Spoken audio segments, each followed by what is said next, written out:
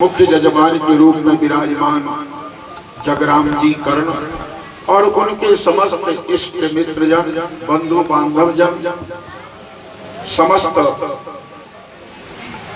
परिजन और इस देश के भाग्य विधाता के रूप में विराजमान छोटे छोटे बच्चे और बच्चियां,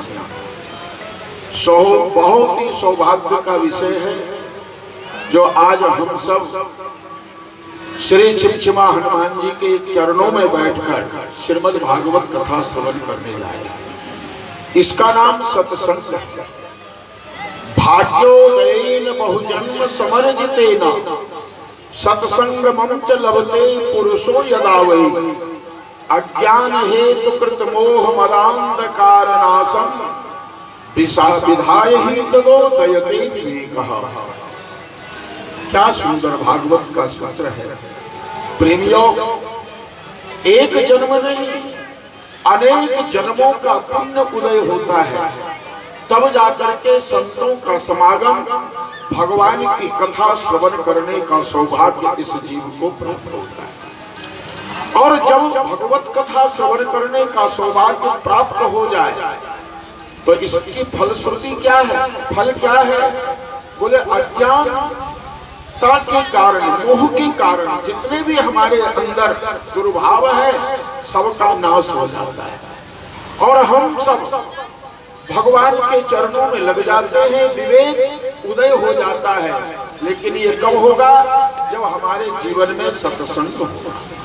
जब तक सत्संग नहीं होगा हम कुछ भी प्राप्त नहीं कर सकते। देखो, कहा न होए सत्संग से देखो तिल और तेल, नाम मोल सब फिरी गयो पायो नाम फूले। सत्संग की कितनी महिमा है कि तिल का तेल है, उसकी उतनी महिमा नहीं है, उसकी महत्ता नहीं है, उतनी प्रतिष्ठा नहीं है। लेकिन जब उसमें सौगंध पदार्थ डाल दिया जाता है, द्रव्य डाल दिया जाता है, तो वह इत्र के रूप में, वह सुगंधित तेल के रूप में, क्या कहते हो, भृंगराज तेल, केवड़ा तेल, चंदन तेल, ऐसे नाम बदल जाते हैं और प्रतिष्ठा बदल जाती है, बढ़ जाती है और उसको अधिक कीमत में खरीद करके हम लोग काम में लेते हैं। ये किसका प्रभाव है? ये सत्संग का प्रभाव। इसी तरह प्रेमियों, संसार में हम लोग साधारण जीव हैं, लेकिन जब भगवान की कृपा से सत्संग मिल जाता है, भगवान की कथा मिल जाता है, तो हम सब का जीवन संवर जाता है। देखो, इस संसार में सबसे बड़ा दुख क्या है और सबसे बड़ा सुख क्या है? गोस्वामी तुलसीदास जी ने उत्तरकांड में लिखा और गरुड़ जी भुसुंडी जी से प्रश्न करते हैं, क्या पर दुख कवना कवन सुख भारी,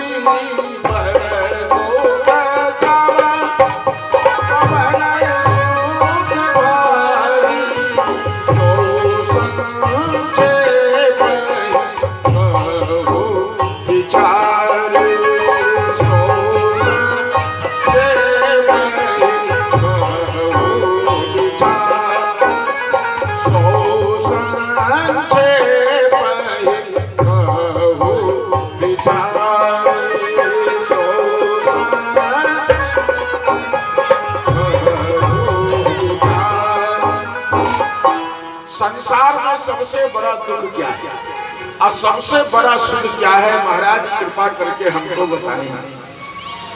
उस समय भुसुंडी जी ने बहुत सुंदर जवाब दिया। क्या जवाब दिया? नहीं दरिद्र सम दुख जग माही, संत मिलन सम सुख जग नहीं। दरिद्रता से बढ़कर के कोई दुख नहीं है और संत मिलन से बढ़कर के संसार में कोई सुख भी नहीं। आप कहोगे कैसे? तो मैं आपको संक्षिप्त में थोड़ा कहूं और ध्यान से सुनिएगा। क्यों कि कथा में जिस श्रेणी के लोग बैठे हो उसी श्रेणी में कथा कहनी चाहिए, तभी आनंद आता है। तो मैं आपको बताऊं, जन जन में यह बात समझ में आ जाए। आपने कभी महाभारत की कथा सुनी होगी? देखो, सबसे बड़ा दुख क्या है सो सुनाता। जब कौरव के 100 पुत्र महारथी सब मारे गए और गांधारी को पता चला, तो गांधारी दासी के साथ अपने पुत्र के लाश को सबको पकड़ के रोने के लिए मैदान में गई। और वहां पर जब बहुत फूट फूट के रोने लगी, 100 पुत्रों के एक एक शरीर को अपने हृदय से लगा कर रोती है, उस समय भगवान श्री कृष्ण ने जाकर के गांधारी से कहा कि गांधारी, रोने से कोई पुत्र जीवित नहीं होता है। होता है बोले, इस संसार में कोई व्यक्ति मर गया और उसके पीछे आदमी कितना भी रुदन करे, कोई जीवित हुआ है? रोना भी पड़ता है, इसलिए कि आत्मीयता है, दुख होता है, रोते हैं, लेकिन उस रोने की भी कोई सीमा होती है। उसके आगे भगवान श्री कृष्ण ने कहा, हुआ कितना रोएंगे, रोने से कोई जीवित नहीं होगा, बल्कि रोने से उनकी आत्मा को और कष्ट होता है, मृतात्मा को दुख होता है। क्योंकि हमारे वाल्मीकि रामायण में महर्षि वाल्मीकि जी ने साफ शब्दों में कहा कि मरने वाले के पीछे अगर अधिक रोगे तो उसकी आत्मा जहां वहां तड़पती और व्याकुल होती है, लेकिन अगर भगवान का नाम लोगे, भगवत चिंतन करोगे, भगवत आराधना करोगे, तो उनके आत्मा को शांति मिलती है। तो उन्होंने कहा, रोने से कोई जीवित नहीं होगा, इसलिए अच्छा यही है कि उनके लिए स्नान करो, भोजन करो, दिवंगत आत्मा के शांति के लिए आगे जो शास्त्रों में, गरुड़ पुराण आदि में नियम विधि बताए हैं, उसका पालन करो। लेकिन गांधारी को ये बात अच्छी नहीं लगी, गांधारी रुष्ट हो गई। सबसे पहले तो भगवान को उसने श्राप दिया। क्या श्राप दिया? मैं तुझे श्राप देती हूँ कि तूने मेरे सारे पुत्रों को मरवा डाले तो तुम्हारे भी खानदान में कोई बचने वाला नहीं है, ये श्राप है। लेकिन भगवान का सुख देखो, भगवान का आनंद देखो कि भगवान को गांधारी ने श्राप दिया, लेकिन परमात्मा हंसते हुए स्वीकार किया, कोई नाराजगी नहीं हुई। क्यों? कि उत्पत्ति भी भगवान की लीला, याद रखो, उत्पत्ति भी भगवान की लीला है, जन्म भगवान की लीला है, हम लोग जो कार्य कर रहे हैं भगवान की लीला, और अंत भी भगवान की लीला है। देखो, इस श्रीमद् भागवत के प्रथम श्लोक में यही ज्ञान दिया गया है। क्या? सच्चिदानंद रूपाय विश्वोत्पत्त्यादि हेतवे तापत्रय विनाशाय श्री कृष्णाय वयं नमः। भगवान के 4 काम होते हैं। क्या क्या? जन्म देना एक, फिर उसका विकास करना, क्या करते हैं? विकास करते, बढ़ाते हैं, 2 हुआ। इसके बाद उसका ह्रास होता है, वह फिर घटने लगता है, और ह्रास होते होते अंत में क्या होता है? अंत हो जाता है। यही लीला है ना भाई। हम जन्म लेते हैं, जन्म लेने के बाद हम बढ़ते हैं, विकास होता है ना। आप क्या करते हो? बालक बड़ा हो गया, शादी के लायक हो गया, विवाह करो, आदि आदि उसके जो काम है, हम लोग ऐसा कल्पना करके और उसके लिए कार्य भी करते हैं। प्रेमियों की ये भगवान की लीला है। पहला लीला क्या है? जन्म देना।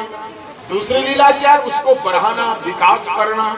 और जब विकास होता है तो इसके बाद क्या होता है? 40-50 वर्ष के बाद ह्रास होने लगता है, हमारे बाल पकने लग गए, हमारी इंद्रियां शिथिल होने लग गई, हमारे आंख कमजोर होने लग गई, हमारे दांत टूटने लग गए। ये ह्रास हुआ, और ह्रास होते होते होते अंतिम में क्या होता है? बोलो, राम राम सत्य। क्या बोलते हैं उसको? राम राम सत्य है, ये अंतिम अंत होता है। यही भगवान की लीला है। और श्रीमद् भागवत में इसी में सभी सारी कथा आ जाती है। लेकिन एक बात ध्यान से सुनना, ये तो हमारी गति है, हमारी मति है, भगवान की लीला, लेकिन परमात्मा का ना अंत होता है ना आदि होता है। कैसे? तो आप लोग भगवान की स्तुति करते हो तो क्या गाते हो? नमो सुनंताय सहस्त्र मूर्तये सहस्त्र पादाक्ष शिरोरुवाहवे सहस्त्र नामने पुरुषाय शाश्वते सहस्त्र कोटि युगधारिणे नमः। इसका अर्थ क्या हुआ? प्रभु, आप तो हमारा अंत कर देते हो, हम अंत को प्राप्त होते हैं, लेकिन तुम्हारा नाम अनंत है। तुम्हारा नाम क्या है? अनंत। नमो सुनंताय सहस्त्रमूर्तये सहस्त्र पाद अक्ष। सहस्त्र, देखो उनके सहस्त्र पाद है, सहस्त्र नेत्र हैं, सहस्त्र आंखें हैं, सहस्त्र प्रेमियों उनके हाथ पैर हैं, वो अनंत है। हमारा अंत है, उनका अनंत है। गोस्वामी जी लिखा, जय अनंत जय जगदाधारा, तुम प्रभु सब देवर निस्तारा। देखो भगवान को अनंत कह के स्तुति की गई है। कैसे? जय अनंत जय जगदाधारा, जय अनंत जय जगदाधारा, तुम प्रभु सब देवर निस्तारा, तुम प्रभु सब देवर निस्तारा।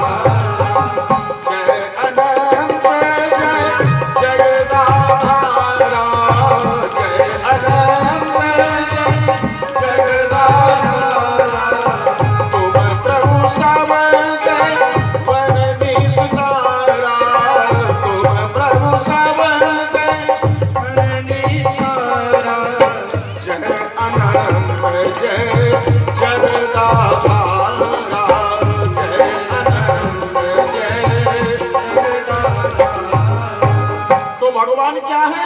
अनंत है, उनका कोई अंत नहीं है। और प्रेमियों, हमारा भी अंत अनंत में मिल जाए तो जीवन धन्य होगा कि नहीं होगा?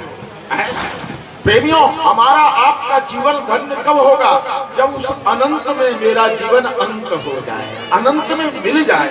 इसके अलावा जीवन धन्य नहीं हो सकता। इसलिए प्रेमियों, भगवान श्री कृष्ण ने कहा, रोने से पुत्र जीवित नहीं होगा, इसके उद्धार का कोई कार्य करो। लेकिन गांधारी क्रोध में थी, पुत्र के शोक में 100 पुत्र मारे गए तो उसको कितना शोक होगा। उसने भगवान को फटकार दिया, मेरे सामने से दूर हो जाओ। भगवान ने कहा क्यों?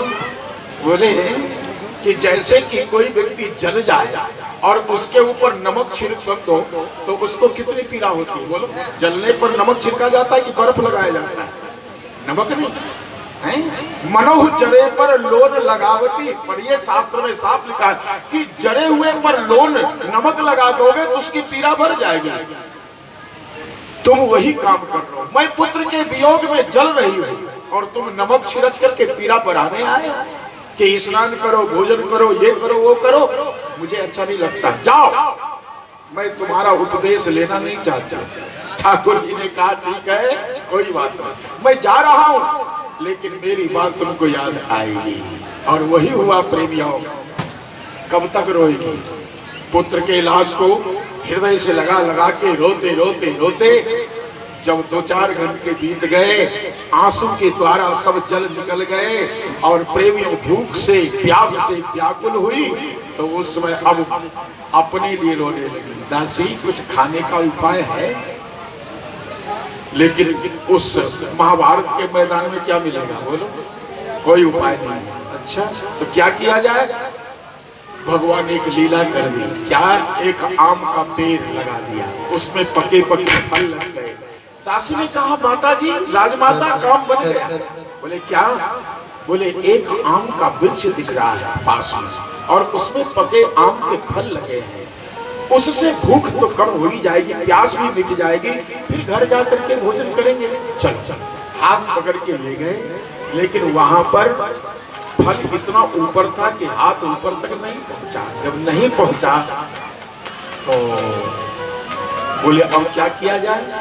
बोले घर चले। बोले घर के क्या, मैं तो रास्ते में मर जाऊंगी, इतना भूख और प्यास से व्याकुल हो कि घर नहीं पहुंच सकती हो। तो प्रेमियों, जिस पुत्रों के लिए रो रही थे, उन पुत्रों के लाश को इकट्ठा किया गया, पेड़ के नीचे ऊंचा हुआ ना, और उसके ऊपर चढ़ के फल तोड़ करके खाने लगे। मैं आपसे पूछता हूँ, कोई मुर्दा को छू लेता है तो बिना नहाए भोजन करता? घर में जाके स्नान करेगा, भोजन करेगा? लेकिन गांधारी आज मुर्दे पर बैठ करके फल खा रहे, फल भक्षण कर रहे। भगवान श्री कृष्ण प्रकट हो गए। भगवान ने कहा, बुआ जी, 4 घंटे पहले मैं कह रहा था कि चलो घर स्नान करो, भोजन करो, इन दिवंगत आत्माओं के शांति के लिए कोई प्रयत्न करो, तो तुमने मुझे फटकार दिया, भगा दिया कि मुझे भूख भी नहीं लगती है, पुत्र के वियोग में कुछ अच्छा नहीं लगता। अब उसी पुत्र के लाश पर बैठ के खा रही हो, तुझे शर्म नहीं आती है?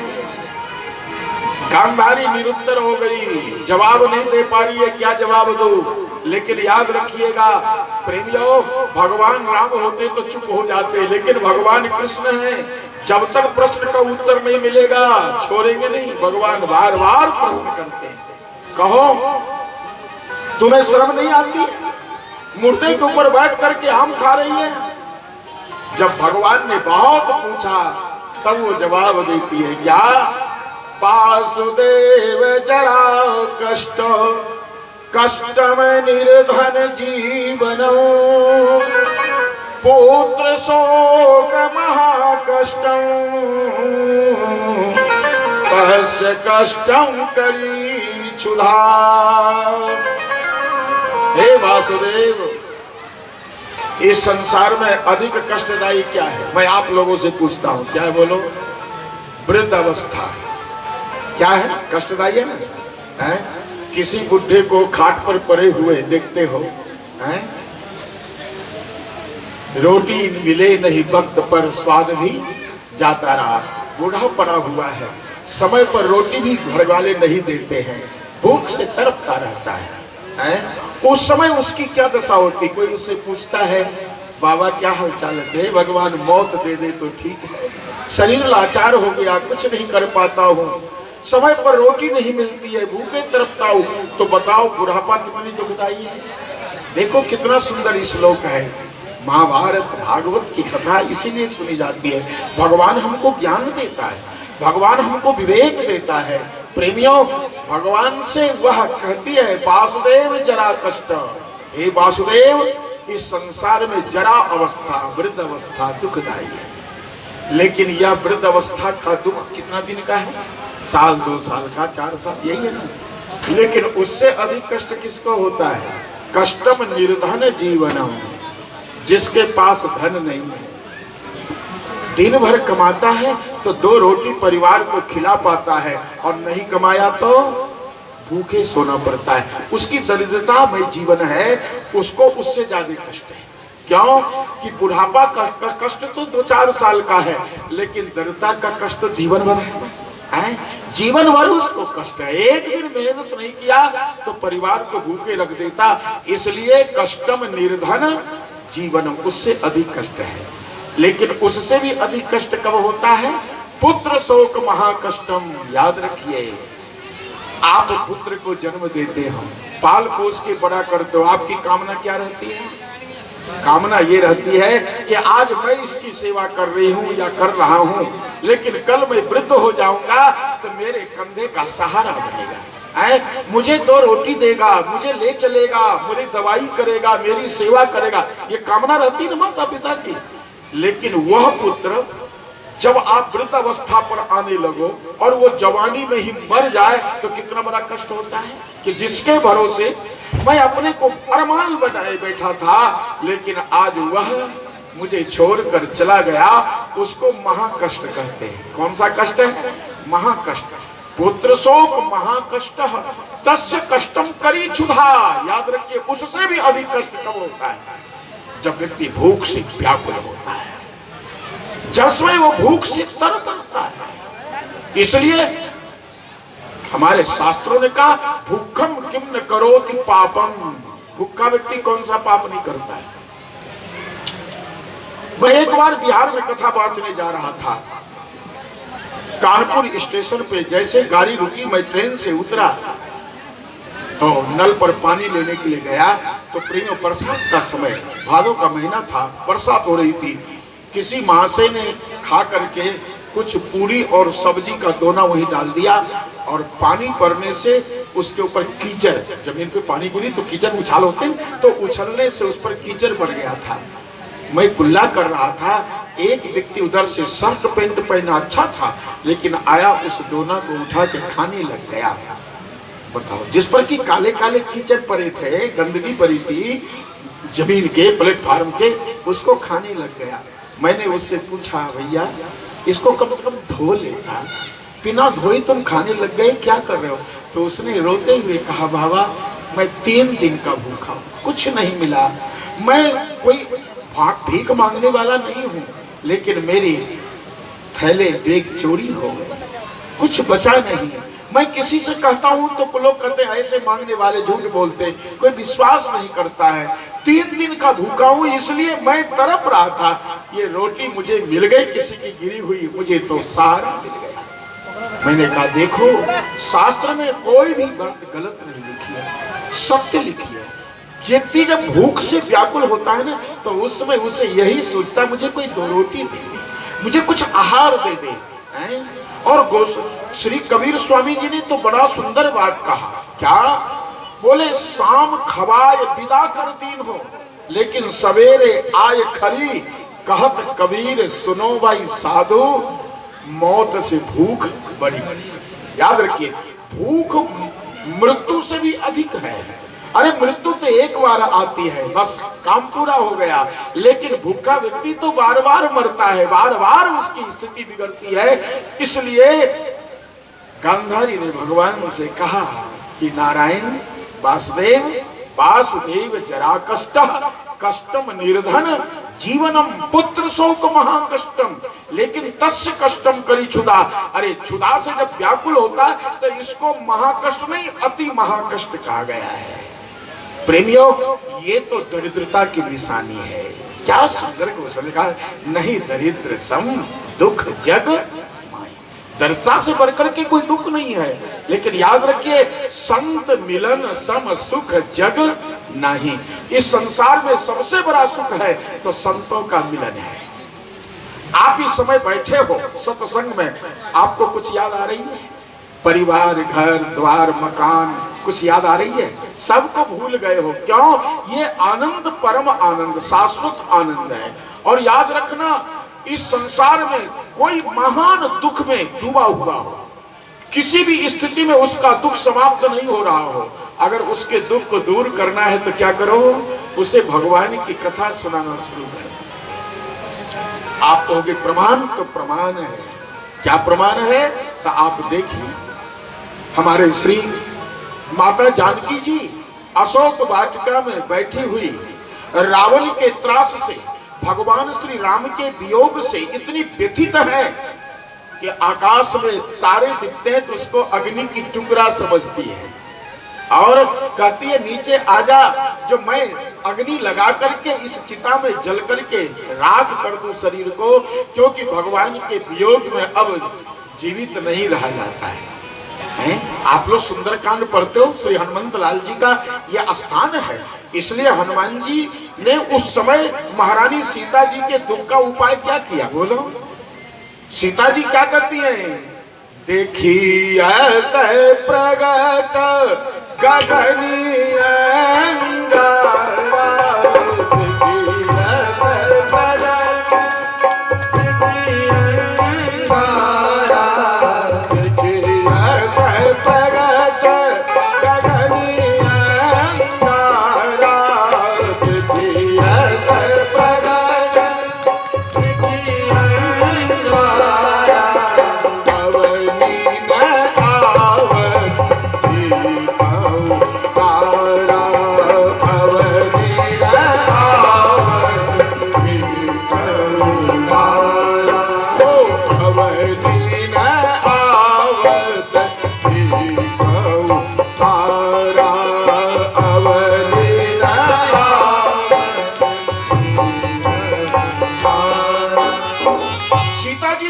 तैयार।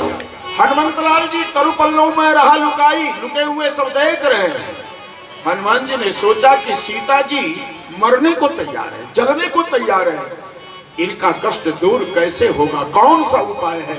तो उस समय प्रेमियों, श्री हनुमंत लाल जी ने एक ही सोचा कि सत्संग, सत्संग से बढ़कर के और कोई साधन नहीं है दुख को दूर करने के लिए। इसलिए हनुमान जी ज्ञानी नाम अग्रगण्यम है, ज्ञानियों में श्रेष्ठ है। श्री हनुमंत लाल जी ने सत्संग आरंभ कर दिया। कौन सा? राम चंद्र गुण पर नहीं लगा, राम चंद्र गुण पर नहीं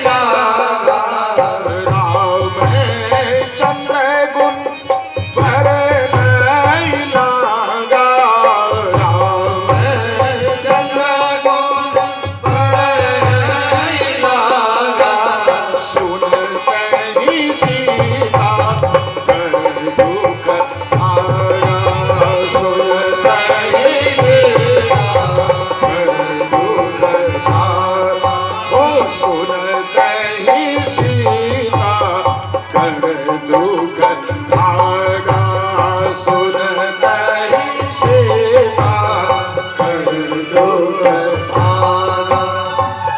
इससे बढ़ के कोई प्रमाण होगा? बोलो, इससे बढ़कर के कोई प्रमाण संसार में है कि कोई व्यक्ति मरने को तैयार हो दुख से संतप्त होकर, और उसके दुख को दूर करने का उपाय? कितना सुंदर हनुमान जी ने विचार किया, भगवान की कथा शुरू कर दी। रामचंद्र गुण बढ़ने लगा, और जब चरित्र का गान शुरू हुआ, कथा आरंभ हुई, तो सुनता ही सीता कर दुख, देख लीजिए, दुख भाग गया, समाप्त हो गया। महारानी सीता जी नीचे से कहती है, को तुम तात कहाँ पे आए, मोहि परम प्रिय वचन सुनाए। हे तात, तुम कौन हो, कहां से आए हो? आज तुम्हारी इतनी सुंदर वाणी, प्रिय वचन, जो मेरे दुख को दूर कर दिया, मेरे सारे संताप समाप्त हो गए, आप कौन हैं? हनुमान जी प्रकट होते। कहने का भाव, प्रेमियों, सत्संग में वह शक्ति है जो हमारे जन्म जन्म के दुखों को दूर कर देती है। कथा में भाव शक्ति। आप लोग बैठ के कथा, और प्रेमियों, ये कितना बड़ा सौभाग्य है कि दो कथाएं हो रही हैं, दो कथाएं हो रही ना, और कथा सब बराबर है, कभी भेद मत माने ना। आजकल प्रेमियों, कथा में भी लोग पार्टीबाजी चल करने लग गए। हाँ, कितनी भी अच्छी बात हो, किसी भी पार्टी के नेता कहता हो, ग्रहण करने लायक है कि नहीं, है ना? लेकिन हम लोग उस पे नहीं जाते, हम लोग जाते हैं किस पार्टी का बोल रहा है, हमारे पार्टी का नहीं बोल रहा, इसलिए सही भी गलत है, और हमारे पार्टी का बोलेगा तो गलत भी सही है। तो ऐसी भावना रख करके कथा सुनोगे तो जीवन का आनंद नहीं आएगा। जीवन का आनंद तो प्रेमियों तब है, देखो, भगवान की कथा बांचने वाला कौवा है। कागभूषणी जी कौन है? कौवा है ना, है? लेकिन शंकर जी उस कथा को सुनने के लिए जा रहे हैं। धरिता मराल तनु कीन निवास, शंकर जी हंस बन करके कथा सुनने के लिए गए। पार्वती ने कहा, महाराज, आप तो स्वयं कथावाचक हैं, आपकी कथा सुनने के लिए सभी ऋषि मुनि महात्मा देव गंधर्व सब आते हैं, आप एक कौवे के मुख से कथा सुनने के लिए गए? तो भगवान शिव ने बहुत सुंदर उत्तर दिया। बोले क्या? बोले भगवान उसी के हृदय में निवास करते हैं जिसने अपना हृदय समुद्र बना लिया है। एक बात बताओ, समुद्र कभी पानी चाहता है कि नदी से भेद करता है? माने गंगा अच्छी नदी है, गंगा का ही पानी मेरे अंदर आना चाहिए, कर्मनाशा और नदी की पानी नहीं आना चाहिए। क्या कभी सागर ऐसा कहता है? सागर का एक ही उद्देश्य है, मुझे जल चाहिए, चाहे गंगा का हो, जमुना का हो, सरस्वती का हो, सरजू का हो, कावेरी का हो, कर्मनाशा का हो, चाहे ब्रह्मपुत्र का हो, कोई भी हो, मुझे जल चाहिए। प्रेमियों, मैं वाणी को विराम दूंगा, इसलिए विराम दूंगा कि दो कथा एक साथ नहीं हो सकती। अगर उधर बजने लगा तो मैं कथा नहीं पा सकूंगा, इसलिए मैं विराम देता हूं। और मैं यही निवेदन करूंगा कि आप लोग दोनों का समय एक निर्धारित कर लें, जो कुछ समय में ये भी कथा हो और कुछ समय में वह भी कथा हो, जिससे कि दोनों कथाएं हो जाए भगवत कृपा से, और दोनों में हम आनंद लें। हमको भी तो, मैं केवल वक्ता नहीं हूं, मैं श्रोता भी हूं, मैं कथा भी बहुत प्रेम से सुनता हूं। इसलिए प्रेमियों, जब समय हो जाएगा तब जाकर के, तो इसलिए आज की कथा जैसे भी हो जाए, और इसके बाद में हम समय निर्धारित करके, और जैसा भी होगा उसके अनुकूल समय, क्योंकि दिन भर भगवान ने दिया। अरे कथा तो 3 घंटे 4 घंटे, ज्यादा तो होनी नहीं है, लेकिन 3-4 घंटे में दोनों समय आधा आधा बन जाए तो दोनों आनंद आएगा, ठीक है ना? तो इसलिए प्रेमियों, दोनों आनंद होना चाहिए। और मैं यही निवेदन करूंगा कि आप लोग इसी तरह से भगवान की कथा श्रवण करें। यम प्रवजंत मनोपेत कृत्यम त्वयि पायनो विरह कातर आजुहावा, पुत्रेति तन्मयतया तरवो विनेदो तम सर्वभूत हृदयम मुनिमान तस्मी। सुखदेव जी महाराज को हम सब प्रणाम करते हैं। इसके बाद आप जानते हैं कि श्री नारद जी महाराज ने देश की स्थिति परिस्थिति को देखा और सनकादिकों से निवेदन किया।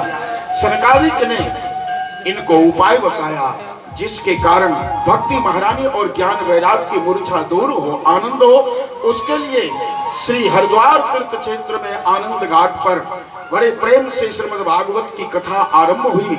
और उस कथा में प्रेमियों एक चमत्कार हुआ। क्या चमत्कार हुआ?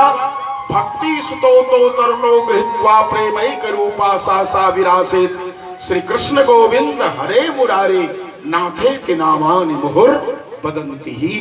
प्रेमियों, उस समय सनकादिकों से नारद जी ने पूछा ये क्या चमत्कार हो रहा है? तो उन्होंने कहा कथार्थ तो निष्पतिताधुनेयम, ये तुम्हारी कथा की महिमा है, कथा का प्रभाव है। बोले क्या?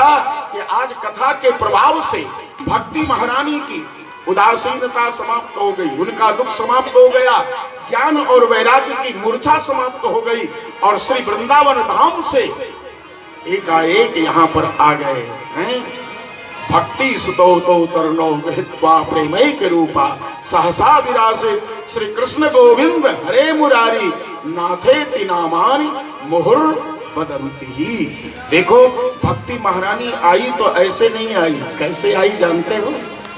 भक्ति महारानी कीर्तन करते हुए आई। इसका अर्थ क्या हुआ?